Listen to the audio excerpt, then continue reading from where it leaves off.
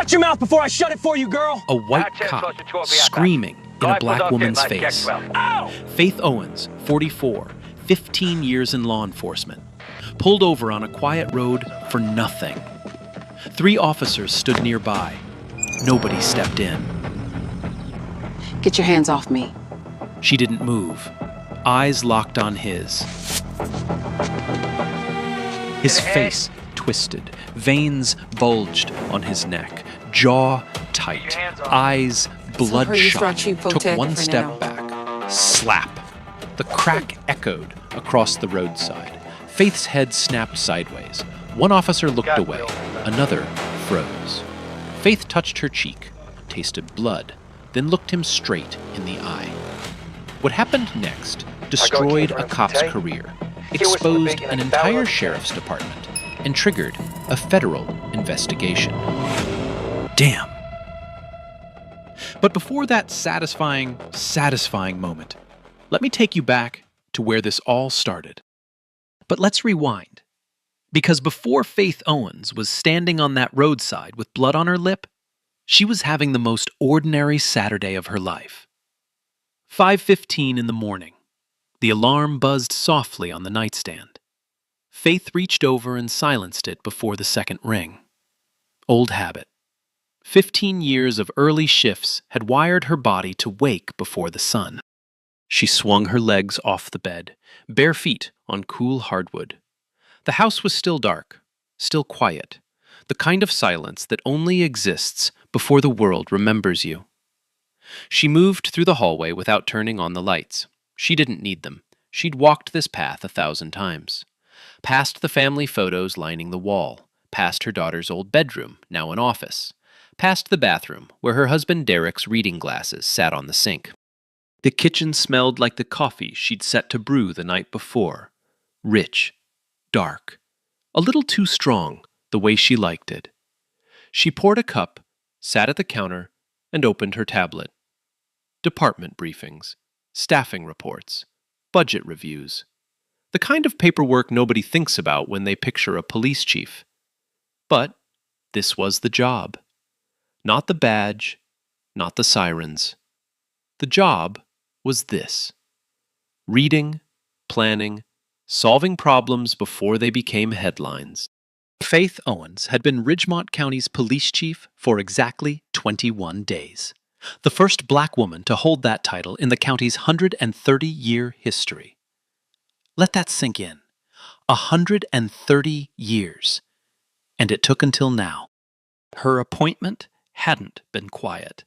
Half the department respected her record. The other half couldn't get past the color of her skin.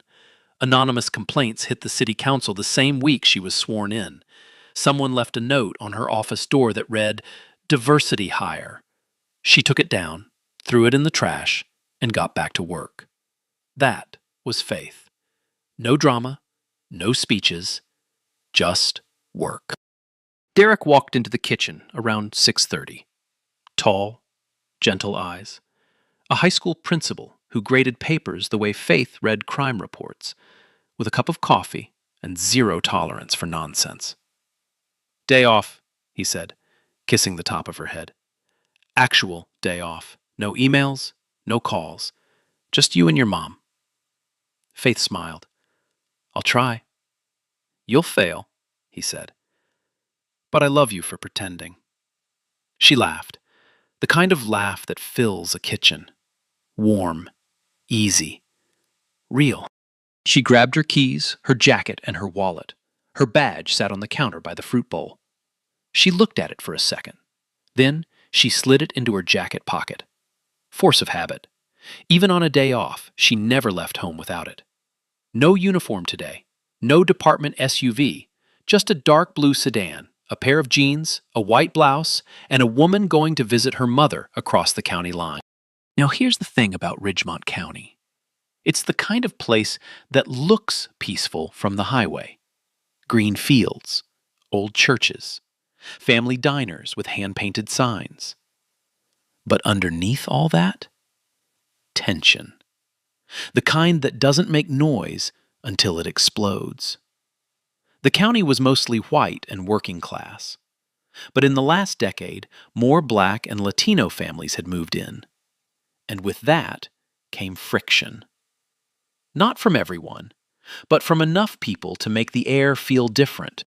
The sheriff's department had racked up complaints like parking tickets, racial profiling, excessive force, illegal searches. 11 formal complaints in 2 years, mostly from Black residents. And every single one had been investigated and dismissed by Sheriff Dale Pearson's office. Every single one. That's the soil this story grows from. Now let's talk about the man on the other side of this. Sergeant Bryce Callahan. 38. 12 years on the force. The kind of cop who confused authority with power and power with permission. That Saturday afternoon, Callahan was cruising a back road near the county line with his partner, Deputy Lance Whitmore. Windows down, country radio low. Callahan had his sunglasses on, one wrist draped over the wheel. He nodded toward a row of houses. Another block, another barbecue, another noise complaint by 9. Whitmore gave a short, nervous laugh. He didn't push back. He never did. Then Callahan saw it. A dark blue sedan. A Black woman behind the wheel. Driving a clean car through what he considered his part of the county. He watched her pass. She wasn't speeding, wasn't swerving. Her signal worked. Her plates were visible. None of that mattered. Callahan flipped on his lights. Faith saw the lights before she heard the siren. A quick flash of red and blue in her rearview mirror. Then the short whoop of a patrol car pulling her over. She glanced at her speedometer. 38 in a 40 zone. No reason. No violation. Nothing. But Faith Owens didn't panic. She'd been here before. Not as a chief, not as an officer. As a Black woman in America.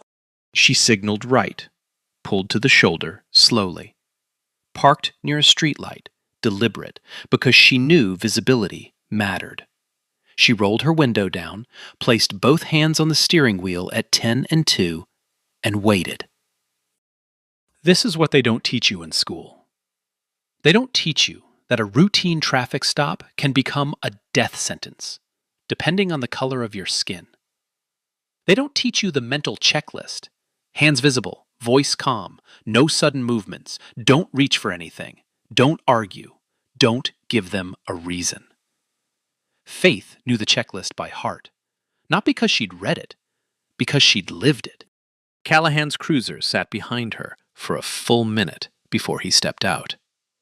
That was intentional. Let the driver sit. Let the nerves build. Let them wonder. It was a power move, and Callahan had used it 100 times. He walked toward her car, slowly. Boots crunching on gravel. Belt jangling with the weight of a holstered pistol, a taser, handcuffs, and a radio.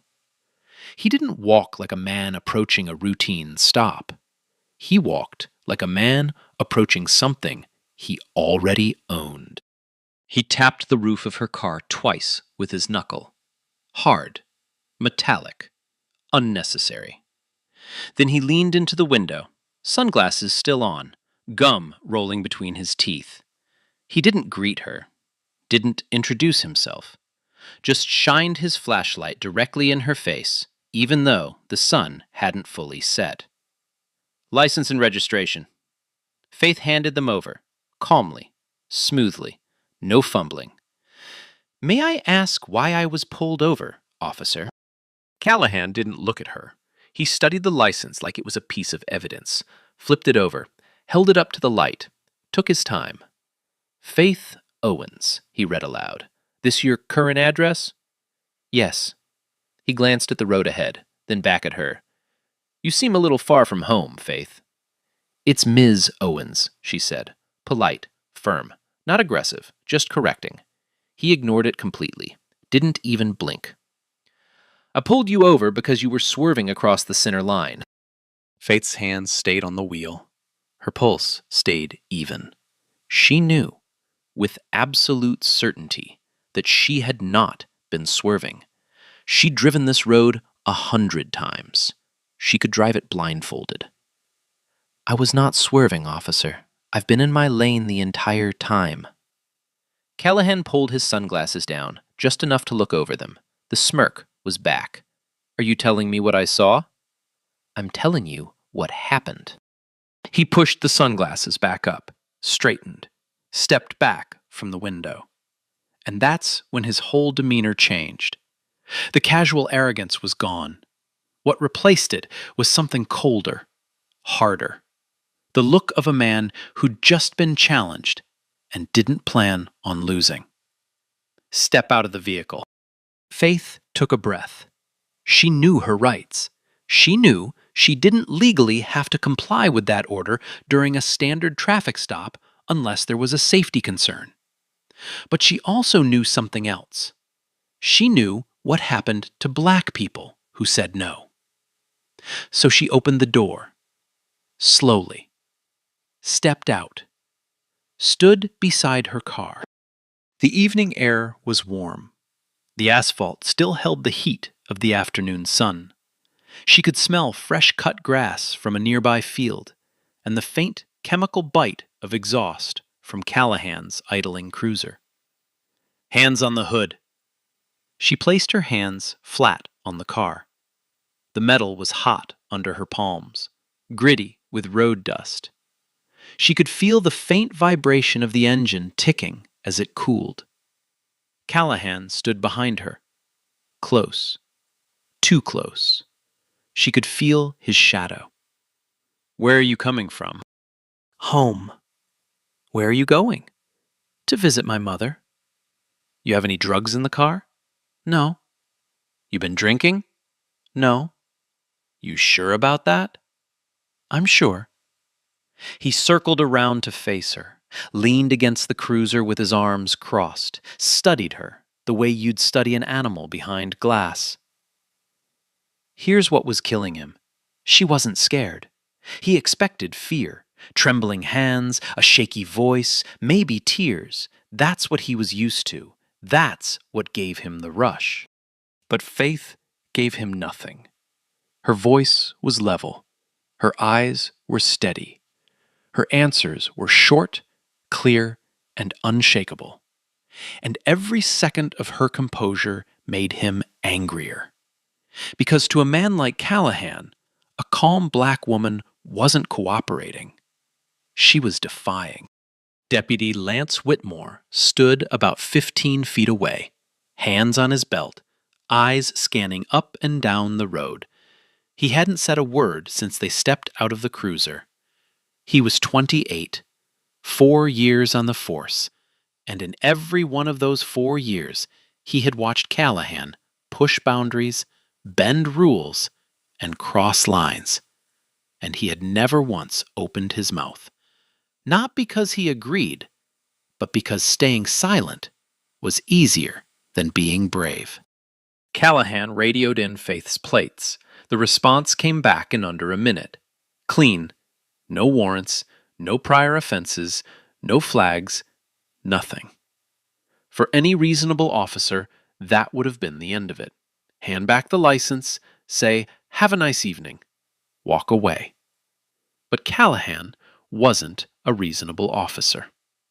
He walked back to Faith, stood right in front of her, close enough that she could smell the spearmint gum on his breath. "I'm going to search your vehicle." Faith didn't hesitate.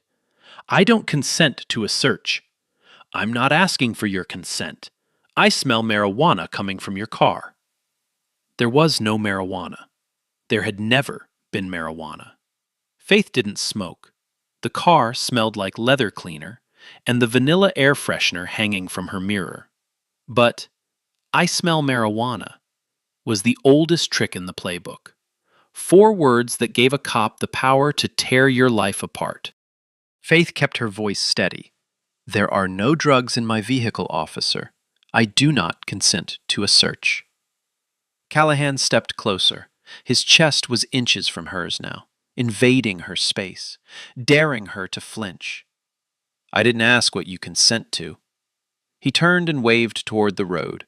A second patrol car that had been parked down the shoulder rolled forward. 2 more officers stepped out, both white, both young, both looking at Callahan for direction. 4 officers now, surrounding one woman on a quiet road in the middle of nowhere. The power imbalance wasn't subtle. It was suffocating. Callahan pointed at Faith like she was a suspect in a lineup. "We've got a non-compliant driver. Possible narcotics." Non-compliant. That word. Faith knew exactly what it meant in this context. It meant she'd said no. It meant she'd asked questions. It meant she hadn't been afraid enough. She turned to face Callahan directly. Her voice didn't waver. "I've identified myself. I've cooperated with your questions. My plates are clean. Your search has no probable cause. I'm asking you, for the record, to document this interaction." Callahan tilted his head, looked at her the way a cat looks at something small. "You've got a real mouth on you, don't you?" "I'm exercising my rights, Sergeant." He turned to Whitmore, spoke loud enough for Faith and every officer on that road to hear. "Always the same with these people. Give them an inch and they think they run the place." These people, he said it casually, like it was nothing, like it was just a fact.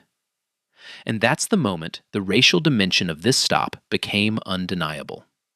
Not that it hadn't been there from the start. It had, from the second Callahan saw a black woman driving a clean car through his territory.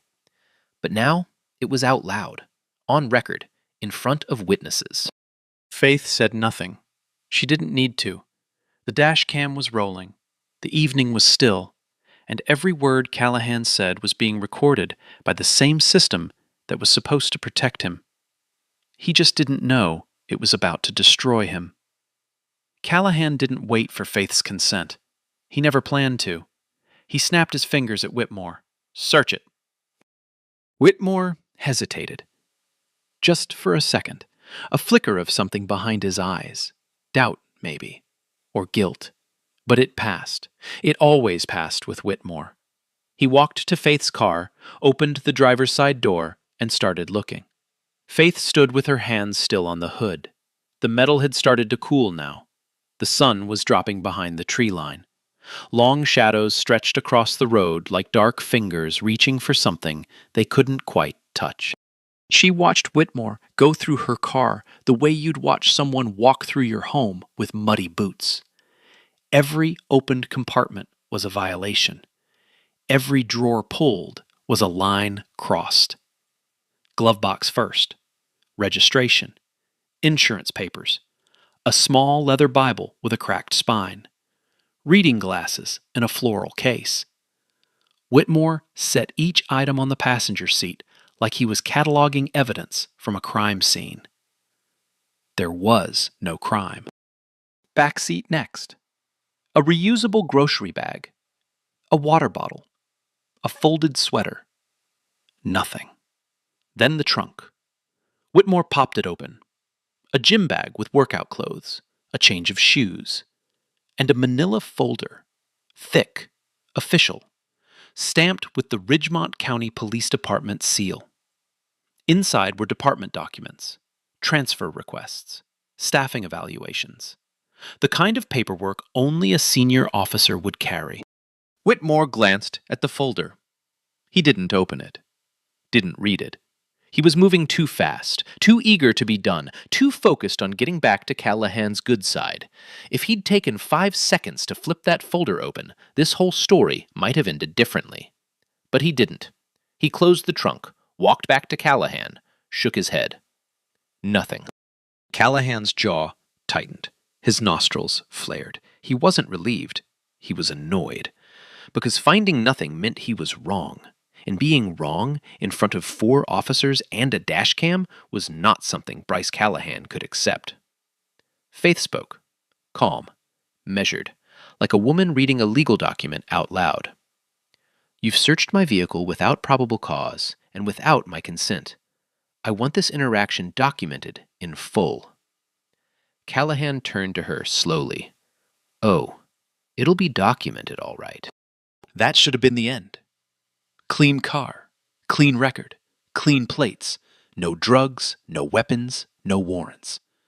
Any sane officer would have handed back the license and walked away. But Callahan wasn't done. He was just getting started.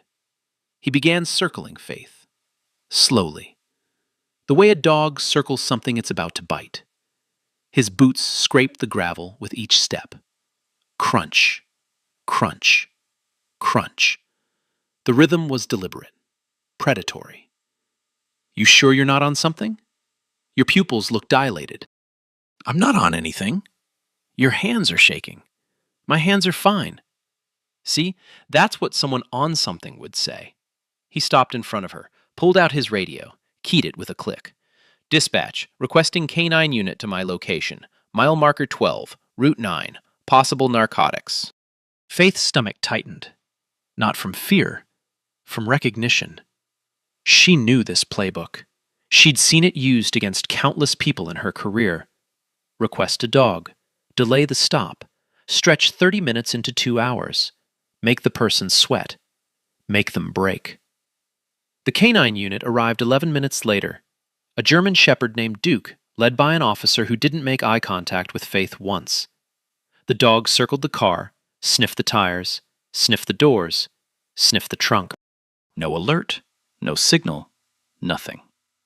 Callahan dismissed it with a wave of his hand. Dogs miss things sometimes. That's not how K-9 units work, and every officer on that road knew it. He turned back to Faith. I'm detaining you for further investigation. On what grounds?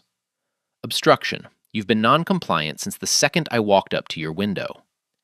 I have complied with every lawful request, Sergeant. I have not obstructed anything.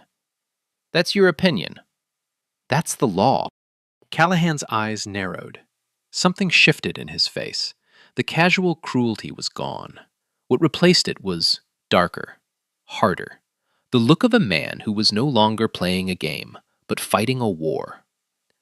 Are you telling me how to do my job? I'm telling you what my rights are.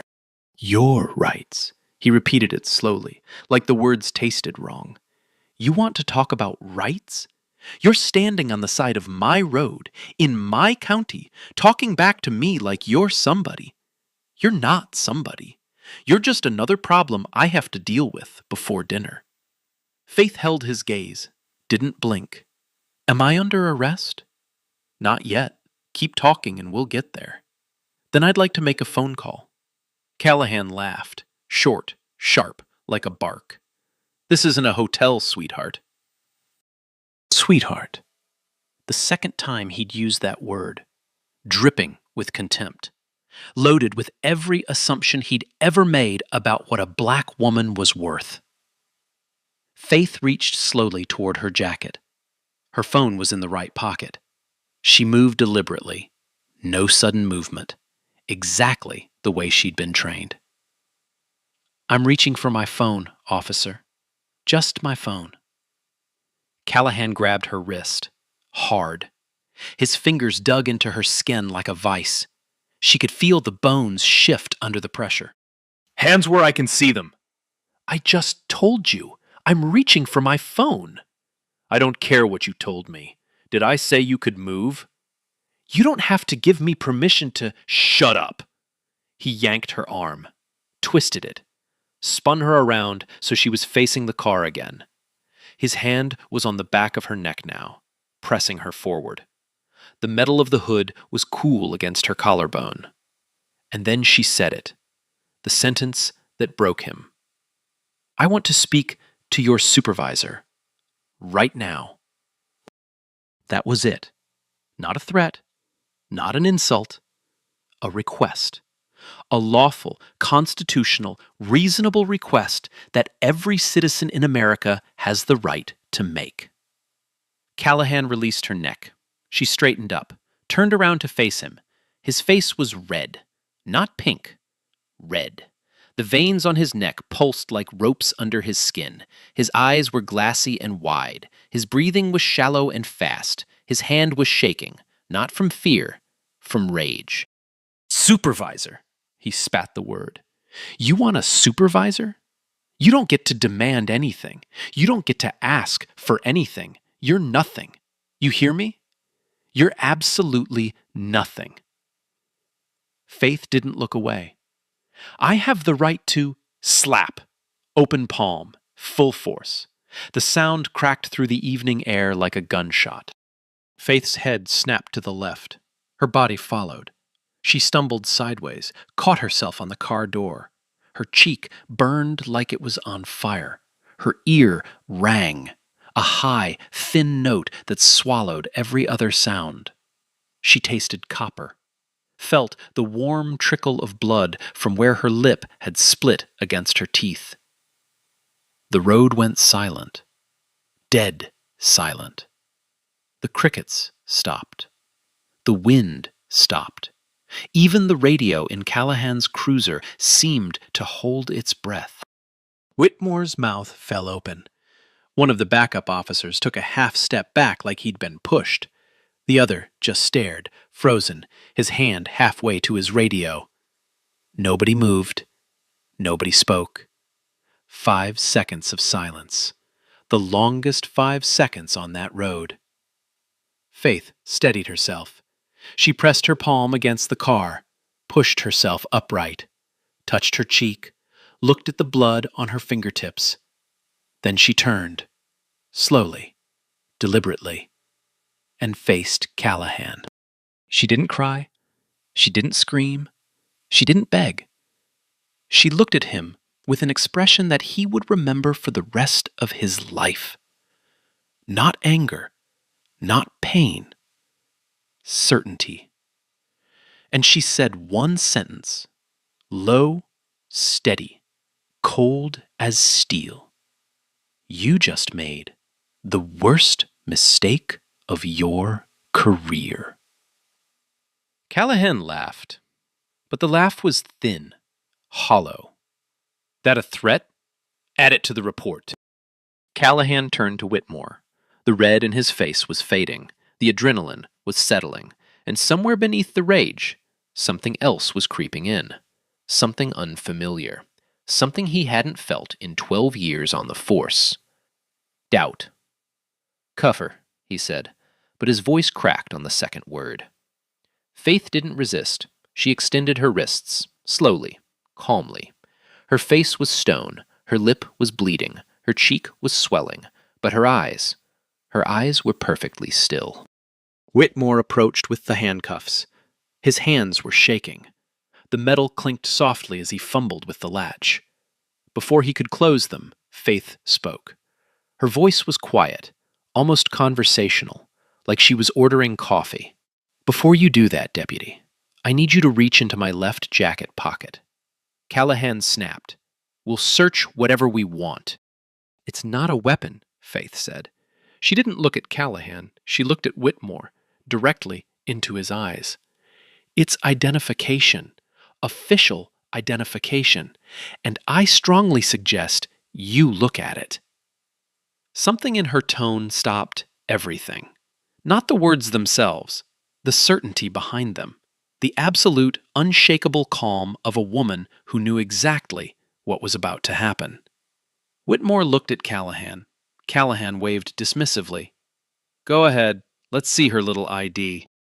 Whitmore reached into Faith's left jacket pocket. His fingers touched leather. He pulled out a small black case. Standard size, nothing special about it from the outside. He flipped it open. And the entire world on that roadside changed. Oh, hell no. Nah, just imagine that's you. You ask for a supervisor, a basic right. And this man slaps you in front of other cops. And nobody does a thing. How would you feel? Now keep watching. Gold. That was the first thing Whitmore saw, a flash of gold under the fading sunlight. He looked closer. His brain needed a second to process what his eyes were telling him. A badge. Not a driver's license, not a concealed carry permit, not a business card. A badge. Polished. Engraved. Official. 5 points. Eagle on top. The seal of the Ridgemont County Police Department in the center. And underneath the seal, 2 lines etched in clean black letters. Police Chief Faith Owens. Whitmore's hand started to shake, not a little, a full tremor that ran from his fingertips up through his wrist and into his shoulder. The badge case rattled in his grip like a leaf in a storm. He looked up at Faith, then down at the badge, then back at Faith. His mouth opened. Nothing came out. Callahan was standing 6 feet away, arms crossed, smirk still on his face. He hadn't seen it yet. "Well," Callahan said, "what's Little Miss Attitude got? Library card? Food stamps?" Whitmore turned the badge around, slowly, held it up so Callahan could see. The smirk didn't just disappear. It collapsed, like a building losing its foundation. 1 second it was there. The next, every muscle in Callahan's face went slack. His arms dropped to his sides. His skin, which had been flushed red with rage 30 seconds ago, drained to the color of old milk. His lips moved, but no sound came out. His eyes darted from the badge to Faith's face, back to the badge, back to Faith. Like a man trying to solve a puzzle that just destroyed his life. The 2 backup officers stepped closer to see what Whitmore was holding. One of them, the younger one, whispered 2 words under his breath. "Oh my God." The other one took a step back, then another, like the badge was radioactive. Silence. Not the silence of a quiet road, the silence of a world being rearranged. The silence of 5 men realizing, all at once, that the woman they had humiliated, searched, threatened, and struck was the single most powerful law enforcement official in their county. 5 seconds of that silence. 10. 15. Nobody moved.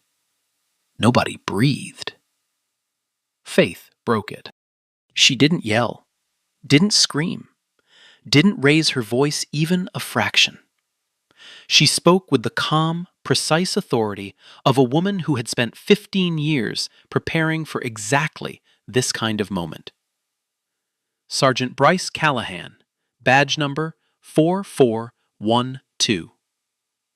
Callahan flinched at the sound of his own name. "You have conducted an illegal traffic stop based on fabricated probable cause. You have performed an unlawful search of my vehicle without consent and without legal justification. You have used racially coded language in the presence of fellow officers. You have physically assaulted a civilian. And you have committed battery against the Chief of Police of Ridgemont County." She recited every charge from memory. No notes, no hesitation. Each violation landed like a hammer strike. Clean, precise, devastating. Callahan's mouth moved again. This time, sound came out, but barely. Chief, I didn't know." "You didn't know I was your boss." Faith's voice didn't waver. "But that shouldn't matter, Sergeant, because you shouldn't treat anyone like this. Not a chief, not a teacher, not a student, not a mother driving to see her family. No one." She turned to Whitmore. Her eyes dropped to the handcuffs still dangling from his left hand. "Uncuff me. Now." Whitmore fumbled. His hands were shaking so badly that it took him 3 tries to find the keyhole. The cuffs clicked open, fell away. Faith rubbed her wrists. Red marks circled them like bracelets. She pulled her phone from her right pocket, the one Callahan had grabbed her wrist to stop her from reaching. She dialed 2 numbers. The first call. Captain Eleanor Graves, Internal Affairs. "Eleanor, it's Faith. I need you at mile marker 12 on Route 9. Full IA team. I'm placing Sergeant Callahan under administrative investigation, effective immediately. Secure all dashcam and body cam footage from every officer on scene. She hung up. Dialed again. The second call. Derek. Baby, I'm fine. I'll explain everything when I get home. I love you. She ended the call, slid the phone back into her pocket, turned to Callahan. He looked smaller now, like the uniform had been holding him together, and now it was just fabric. His hands hung at his sides, his shoulders were rounded, his eyes were fixed on the ground. Hand over your badge and your firearms, Sergeant. You were suspended, pending investigation. Callahan's head snapped up, a flash of the old defiance. You can't! The sheriff! I just did. Faith cut him off without raising her voice. And if Sheriff Pearson has a problem with that, he can take it up with the district attorney. Callahan unclipped his badge, slowly. His fingers trembled as he pulled the pin from his shirt. He set it on the hood of his cruiser, then his service weapon. He placed it next to the badge with both hands, like a man laying down something much heavier than a gun. Faith turned to the backup officers. Secure the footage, every dash cam, every body cam. If a single frame is missing, I'll hold each of you personally responsible. They moved fast, faster than they'd moved all evening. Faith stood alone on the roadside for a moment. The sun had dropped below the tree line now. The sky was purple and orange. The lights on Callahan's cruiser were still spinning, painting everything in red and blue. She touched her cheek. The swelling had started. The blood on her lip had dried. She breathed in, held it, let it out. Then she waited for Eleanor Graves to arrive. Captain Eleanor Graves arrived in 14 minutes. She drove an unmarked black sedan. No sirens, no lights, just speed. Behind her, a white department van carrying 2 internal affairs investigators and a forensic tech. Graves stepped out of her car and took exactly 3 seconds to read the scene. Faith standing tall, with a swollen cheek and blood dried on her lip. Callahan, pale and badgeless, leaning against his cruiser like a man waiting for a bus that would never come. Whitmore, sitting on the bumper of his patrol car, head in his hands, staring at the ground between his boots. Graves was 52, silver hair cut short. 26 years in law enforcement, the last 8 running internal affairs. She had investigated corrupt officers, dirty unions, and cover-ups that went all the way to City Hall. Nothing surprised her anymore. But when she saw the welt forming on Faith's cheekbone, her jaw tightened. She walked to Faith first, spoke quietly. "Are you all right, Chief?" Faith nodded. "I will be. Do your job, Eleanor. Every detail." Graves pulled out her phone, photographed the welt on Faith's cheek from 3 angles, photographed the red marks on her wrists from the handcuffs, photographed the blood on her lip. Clinical, thorough, every image time-stamped and geotagged. Then she turned to Callahan. He tried the apology first. The words spilled out fast and messy, like a man bailing water from a sinking boat. "Chief, look, I'm sorry. It was a misunderstanding. I didn't recognize you. If I'd known who you were, I would never—" "Would never what?" Faith said. "Would never have slapped me? Would never have searched my car? Would never have called me a—" She stopped. Let the silence finish the sentence. "That's the problem, Sergeant. You're not sorry for what you did. You're sorry for who you did it to." Callahan opened his mouth, closed it, tried again. The excuse came next. "I thought you were reaching for a weapon. It was a split-second decision.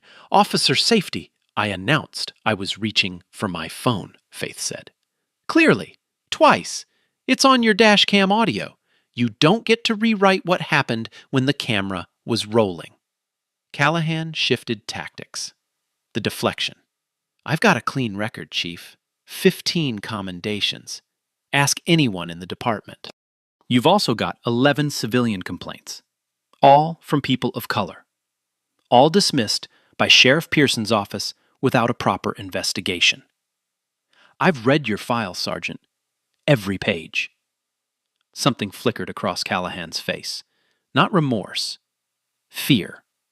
The fear of a man who just realized that the system he'd been hiding behind was about to collapse on top of him. One last card. The veiled threat. He lowered his voice, leaned in slightly. The sheriff's going to hear about this. Faith didn't flinch. I'm counting on it. Graves stepped between them. That's enough, Sergeant. You'll have plenty of time to talk, with a lawyer present. She turned to Whitmore next. He hadn't moved from the bumper. His elbows were on his knees. His face was gray. Faith walked over to him. Her tone was different. Not softer, but more measured, like a teacher addressing a student who had failed a test they should have passed. Deputy Whitmore, you stood there and watched your partner assault a woman. You performed an illegal search of my vehicle on his orders. You heard him use racially charged language, and you said nothing. Not one word. Whitmore looked up. His eyes were red. His voice cracked. I should have. Yes, you should have. Faith let that sit. You're also suspended pending review. She paused, looked at him for a long moment, and then she said something that hit harder than any charge. You know what the difference is between you and Callahan? He chose to be cruel. You chose to be silent. And in that moment, Deputy, silence was a choice too. Whitmore's head dropped back into his hands. Graves and her team worked the scene for the next 45 minutes. Every dash cam was pulled, every body cam, except Callahan's, which had been turned off at the start of the stop. That was a separate violation, and Graves noted it with a red flag in her file. Preliminary statements were taken from every officer on scene. The backup officers cooperated immediately. They knew which way the wind was blowing. Callahan and Whitmore were placed in separate vehicles. No handcuffs for either. Not yet. But the back seats of those cars felt like cages just the same. Their patrol cruisers were impounded for forensic review. As the IA van pulled away, Faith stood alone on the shoulder of Route 9. The sky had gone dark. Stars were beginning to appear. The flashing lights were gone now. The road was quiet again. She touched her cheek one more time. The swelling was worse. The pain had settled into a deep, dull throb. She took a breath, held it, let it go. Then she got in her car, started the engine, and drove home to her husband. The footage hit Captain Graves's desk at 9 the next morning. She watched it alone in her office with the door closed and the blinds drawn. 17 minutes of uninterrupted dashcam video. No cuts, no edits, no gaps. Just raw, unfiltered reality. She watched Callahan pull Faith over for no reason. Watched him shine a flashlight in her face while the sun was still up. Watched him order her out of the car. Watched him circle her like prey. Watched Whitmore search the vehicle without consent. Watched the canine alert on nothing. Watched Callahan grab Faith's wrist. Watched him pin her against the hood. Watched him slap her across the face with an open palm. And then she watched Faith stand back up, look him in the eye, and never once lose her composure. Graves watched it twice. Then she picked up her phone and called the district attorney.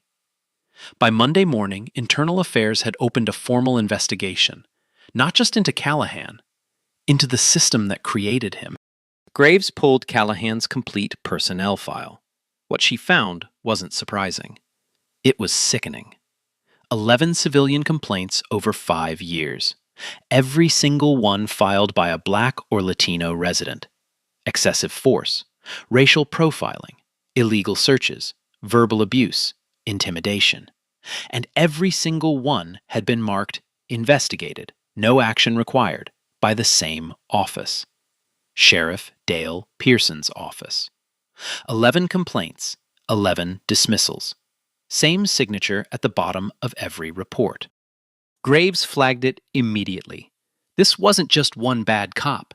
This was a pattern, a system designed to protect officers and bury victims. And the man at the top of that system was the sheriff himself. The investigation expanded. By Wednesday, the story broke. Tanya Bridges was the one who lit the match. 31 years old, investigative journalist at WRMD TV. She'd been covering police misconduct in Ridgemont County for 2 years, knocking on doors that kept closing in her face. She'd filed 6 FOIA requests in the past 18 months. 5 had been denied or delayed. On Tuesday night, she received an anonymous tip. No name, no return number, just a text message with 4 words.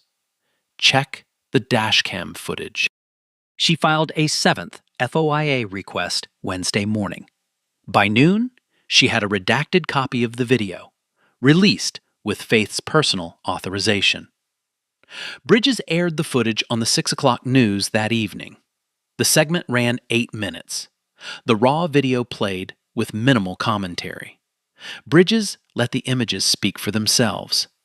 Callahan's voice, the slap, the silence of the other officers, Faith's face, steady, unbroken, bleeding.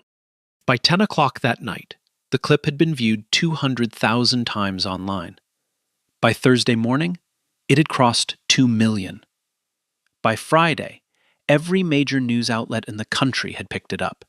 CNN, MS, NBC, The New York Times, The Washington Post, NPR, local papers from coast to coast. The footage played on loop in newsrooms, living rooms, and barbershops across America. The hashtag started Thursday afternoon. Simple, clean, unavoidable. Hashtag Faith Owens. It trended for 3 straight days.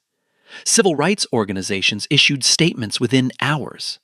The NAACP called for immediate federal oversight. The ACLU announced it was monitoring the investigation. Local community leaders organized a peaceful vigil outside the Ridgemont County Courthouse that drew over 1,000 people. Sheriff Dale Pearson held a press conference on Friday. It was a disaster. He stood behind a podium with the county seal and a row of flags. His uniform was pressed. His hands were steady. But the sweat on his forehead told the real story. This is an isolated incident, he said. One officer, one lapse in judgment. The Ridgemont County Sheriff's Department does not tolerate. A reporter cut him off. Sheriff, what about the 11 previous complaints against Sergeant Callahan, all dismissed by your office? Pearson's mouth opened, closed, opened again. Those complaints were investigated thoroughly, and were they? Because we've reviewed the files, and 3 of them have no investigator notes at all, just your signature. Pearson gripped the podium. His knuckles went white. We followed proper procedure in every... Another reporter. Sheriff, did you personally sign off on dismissing complaints against an officer who was exhibiting a clear pattern of racial targeting? The press conference lasted 11 minutes. Pearson answered 0 questions satisfactorily. By the time he walked off stage, the calls for his resignation had already started. Then the victims came forward. Darnell Foster was the first, 22 years old, junior at the State University, studying criminal justice. The kind of irony that doesn't need a narrator to point out. 2 years earlier, Darnell had been driving home from a late study session. Callahan pulled him over on the same stretch of Route 9. Same playbook. License and registration. Step out of the vehicle. I smell marijuana. But Darnell's stop didn't end with a slap. It ended with his face pressed into the asphalt and his right wrist fractured during what Callahan called a compliance hold. Darnell spent 6 hours in the emergency room. He filed a complaint with the sheriff's department the next week. Dismissed. No action required. Signed by Dale Pearson. When Darnell saw Faith's footage on the news, he sat on the edge of his bed and cried. Not from sadness, from recognition. The same road, the same cop, the same words, the same system. He called Tanya Bridges that night, told her everything. She recorded the interview and aired it the following Monday. Within 48 hours, 3 more victims came forward, each with a story that echoed the last. Different names, different dates, same officer, same tactics, same outcome. Complaints filed, complaints buried. A class action civil rights lawsuit was filed against the Ridgemont County Sheriff's Department on behalf of all 4 victims. The lead attorney announced it on the courthouse steps, with Darnell standing beside her.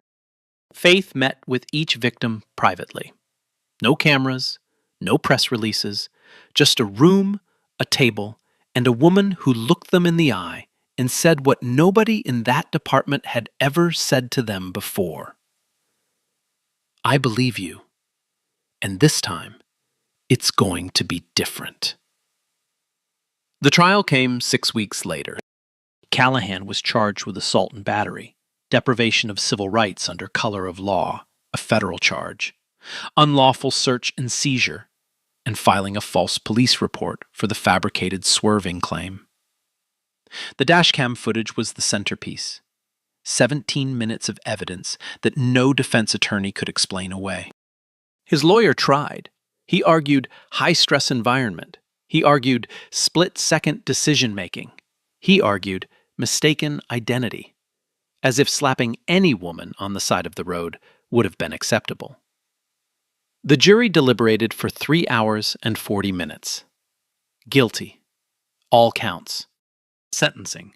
36 months in federal prison. Permanent decertification, meaning Bryce Callahan would never wear a badge again in any state, in any capacity, for the rest of his life. And restitution payments to every victim whose complaint had been buried. Callahan stood motionless as the verdict was read. No smirk, no defiance. Just a man in a suit that didn't fit, staring at a future he had built for himself. Whitmore was charged separately. Accessory to unlawful search. Failure to intervene. He cooperated fully with prosecutors, testified against Callahan, described in detail the culture of silence inside the department, the unwritten rules, the things you didn't report, the things you pretended not to see. His sentence? 18 months probation, mandatory retraining, permanent demotion. He resigned from the department voluntarily 2 days after the trial, told Bridges in an off-camera conversation that he couldn't wear the uniform anymore without seeing Faith's face. And then there was Pearson. The investigation into the sheriff's office took 3 months. What it uncovered was systematic. Pearson hadn't just dismissed Callahan's complaints. He had built a pipeline for burying misconduct. Officers who generated complaints were quietly protected. Victims who pushed back were discouraged, delayed, or ignored until they gave up. Pearson was charged with obstruction of justice and misconduct in office. The evidence was overwhelming. Signed documents, missing files, emails instructing subordinates to keep it quiet. He was forced to resign. He lost his pension. And he faced a separate civil trial from the class action lawsuit that would follow him for years. Judge Carolyn Moore delivered the final word from the bench. She looked at the courtroom, packed with reporters, community members, officers, and 4 victims who had waited years to be heard. And she said something that Tanya Bridges would later call the most important sentence spoken in Ridgemont County in a decade.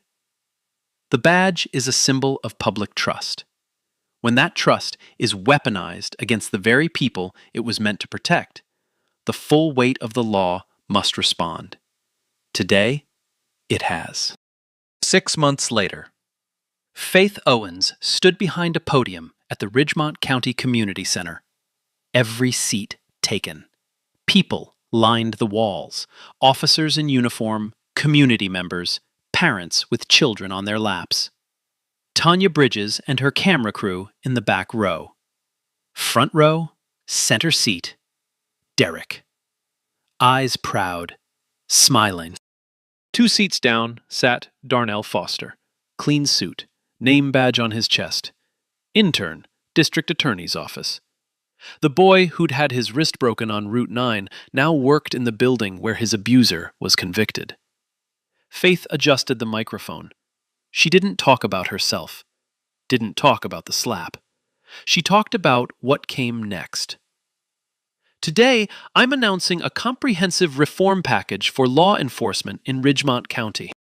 Mandatory body camera activation on every shift. Deactivation means automatic suspension.